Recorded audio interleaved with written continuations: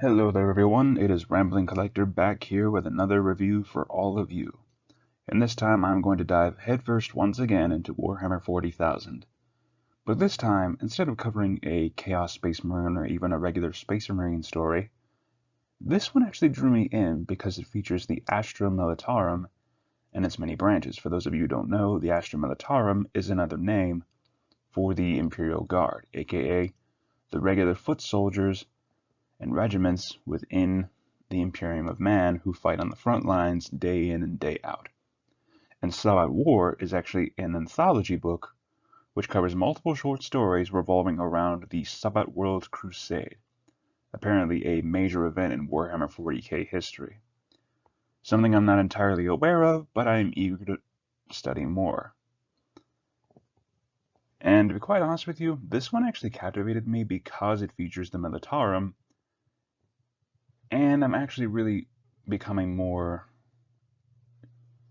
interested, I would say, or curious about those types of stories which are military in nature, but feature more of the front lines, boots on the ground, dug in the trenches, artillery raining down day in, day out, brothers fighting and dying in one day or another types of stories. Yeah, I know that sounds kind of twisted, but that's just my personal opinion. It's fascinating to see how this story goes, and apparently this is actually part of a much larger series called the Gaunt's Ghosts series. And needless to say, after reading some of this, I'm actually eager to see more over the Gaunt's Ghosts series, and I might actually pick it up at some point for another review for all of you on here who have actually followed this channel. But today I'm going to cover 3 of the stories that I thought were the best in the entire anthology, and again, that's my opinion, but I'm eager to share them with all of you. Thank you if you've stuck around this long. Now let's get to it. So first up, we have Deep.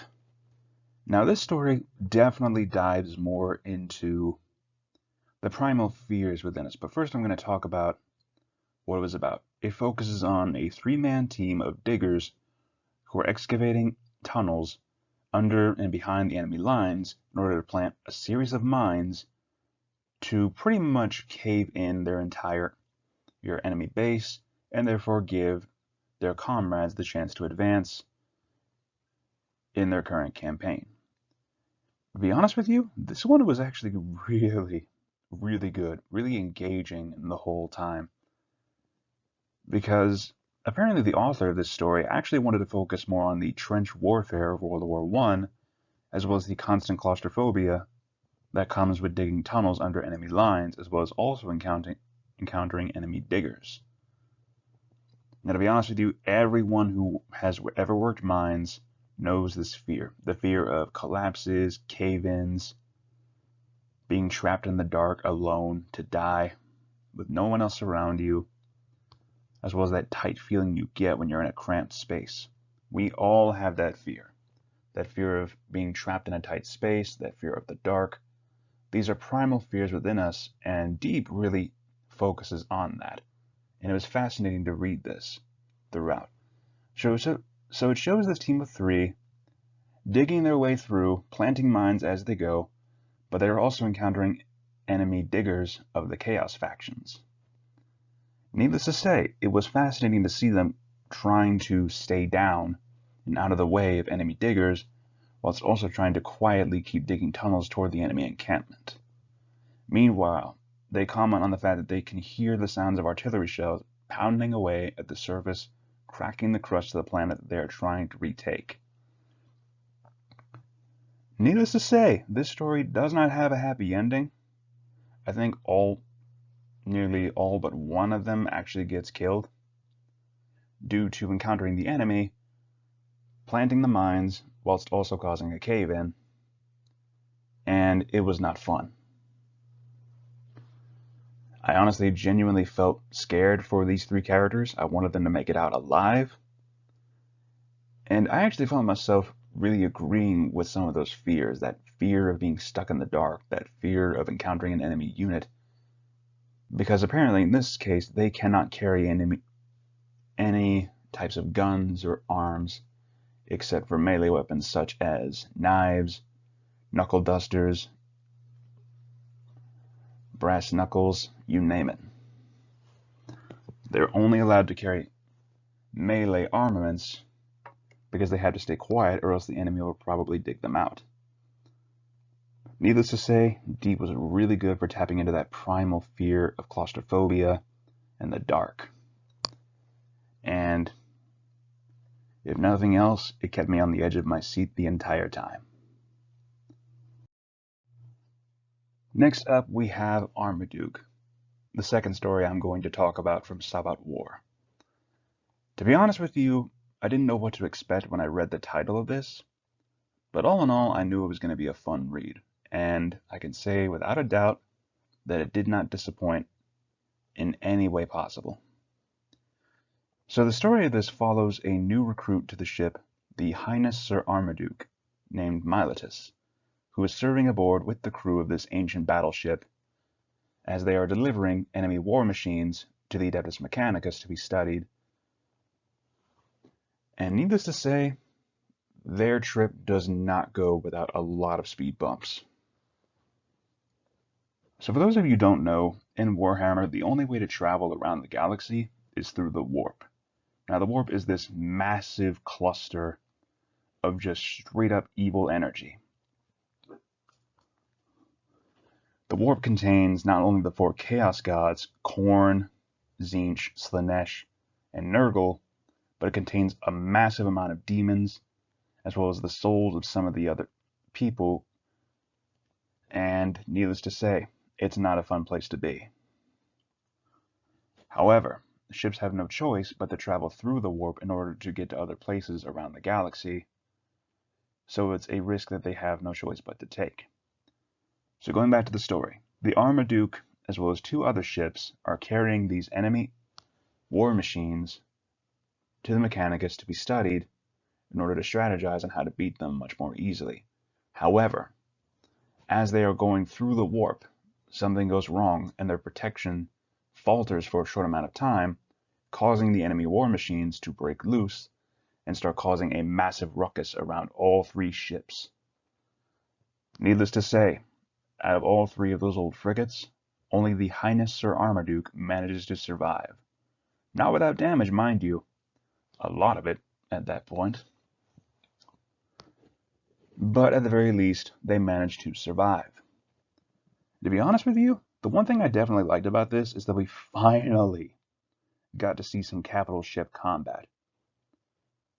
Because most of the time, most of the stories that I have read within the Warhammer universe have focused more on the Chaos faction trying to better themselves, or the boots on the ground style, or even just the Space Marines themselves taking on solo missions.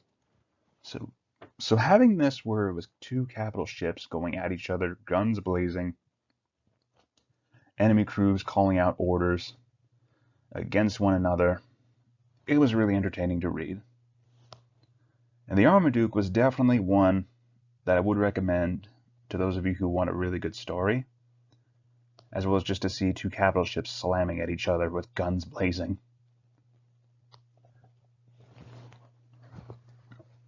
And honestly, the whole way that it shifted perspectives between the Armaduke's captain as well as the new recruit Miletus, I believe that's how you say his name. Miletus was busy hunting down one of the enemy war machines that had managed to escape and was targeting their warp drive. Needless to say, he eventually did find it, and it was destroyed, but it did a lot of damage to the internals of the ship. So the Armaduke manages to get it out, having to destroy the other 2 ships that had been taken, and it manages to arrive at the Mechanicus outpost with 1 enemy war machine left out of the 3 that were there in their bay. However, what we find out later on is that the Commissar had to erase their memories of this encounter for God only knows what reason, to possibly ward off corruption of some sort. I don't know. Needless to say, I did not agree with that at all. It left me with a big moment of just going, oh, come on! But then again, it was still fun to read, and I do not regret it one bit. And finally, we get to the third and final stories that I'm going to cover from Sabbat War. And the one that honestly had my eyes glued to the page throughout because I just could not put it down during this entire story. So Indomitable Spirit, that is the name of this last story, talks about the Aeronautica Imperialis, aka the Air Force of the Imperium. And I don't know what it is, but every time I read an Aeronautica story, it always leaves me hungry for more because of the way they describe all these dogfights. Like, I don't know what it is, but just having these small fighter jets going at each other, dancing through the sky in a dance of death, one trying to shoot down the other, is always such a gripping tale. But the Indomitable Spirit definitely embodies that. Now, the Indomitable Spirit covers one of these ancient fighters called, as is named, the Indomitable Spirit, which is known for being one of the oldest fighter jets in the Imperium, or even the Aeronautica's history. Now, what I liked about this story is that it constantly jumps from one pilot to another. It tells their tales, all of them revolving around that same ship, that same old fighter that has continually been passed down through a bloody heritage for all the Aeronautica pilots.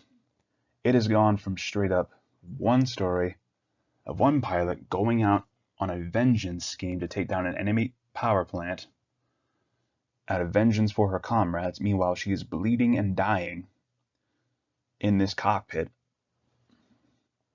And needless to say, I was on the edge of my seat the entire time as she was dancing inside of a trench, barely hitting the walls as she's diving into this narrow hole where the enemy has embedded themselves inside of a massive cave before shooting down all the roof of the cave, collapsing it onto the enemy, and just managing to escape. Meanwhile, her wounds are bleeding out as she has escaped from the medical bay in this quest for vengeance. But another one shows a pilot and how he takes on the Indomitable Spirit. How at one point he is diving on a mission, trying to take down a few enemy factories, and he winds up finding this massive floating war machine for the enemy, and it shows how he pulls a massive gung-ho move by flying straight into the mouth of this massive monstrosity, flying this ship straight into the core of the machine, shooting out the core with its missiles, and then immediately flying out, just narrowly managing to make it, right before he crashes the fighter pilot and leaves it a hulking scrap heap to be repaired and then put back into service. And that's ironically the funniest thing about it, is that each and every time, this fighter, the Indomitable Spirit, has always been wrecked by each and every pilot that has used it, and yet each and every time it has come back ready to go again, never failing, and in some cases even proving itself to be kind of sentient in a way, as if all the blood of the past pilots has melded into it and gave it a sort of sentience. You can feel the pilots actually feeling themselves becoming one with this fighter as they're flying around with it. And it was honestly fascinating and gripping to read that. But ironically, one of the best ones has to be when one pilot, she first gets on this fighter, the Indomitable Spirit. She winds up meeting an enemy squadron in the air. They shoot down everyone else, including her, but she manages to survive whilst getting some nasty prosthetics. Now later on, in the second final part of this story, it shows her returning with her cybernetic implants, actually going back to the same fighter that she once used. However, revamped and given a whole shiny new coat of paint with new armor, new weapons, everything. But after flying around with it, she realizes that this is the same fighter that she flew in before, and it honestly felt amazing to have her have that wave of nostalgia as she recognizes that this is the same fighter that she flew in before. Ironically enough, she actually ends up getting her vengeance against the same enemy pilot that shot her down previously. She winds up shooting the enemy down for engaging the pilot on the ground and making sure that her vengeance is complete right before she passes on from her own wounds. Honestly, I plan to pick up more of the Aeronautica stories by themselves, just so I can experience more of that glorious dogfighting. It was that gripping to me. So, in conclusion, my overall score for Sabbat War as a whole, not just these 3 stories, but the book as a whole, I give it a solid 10 out of 10 for engaging storytelling, the many different vantage points it gives us, the many different characters we are introduced to, including the Gaunt's ghosts, which, like I said previously, I will definitely be picking up the main series itself. Because if it's as good as what I've read before, what I read from this book itself, I'm actually eager to read more to follow this group. And all in all, I would definitely recommend picking up this book if you want more stories of troops on the ground, artillery firing, or you just want to see some epic dogfighting, or capital ships going at each other, or even want to tap into those primal fears and feel on edge as you read every second of this book. I definitely would recommend giving Sabbat War a chance, especially since it is one of the few hardbacks that I've actually seen for Warhammer 40k. And that's the main reason why I picked it up to begin with, because it was hardback, and to be quite honest with you, it looks absolutely amazing on my shelf with the other Warhammer books that I've collected. Anyways, thank you all again for listening. If you like this video, feel free to leave a like, comment, or subscribe if you want to see more later on in the future. Thank you all for listening, and have a good day.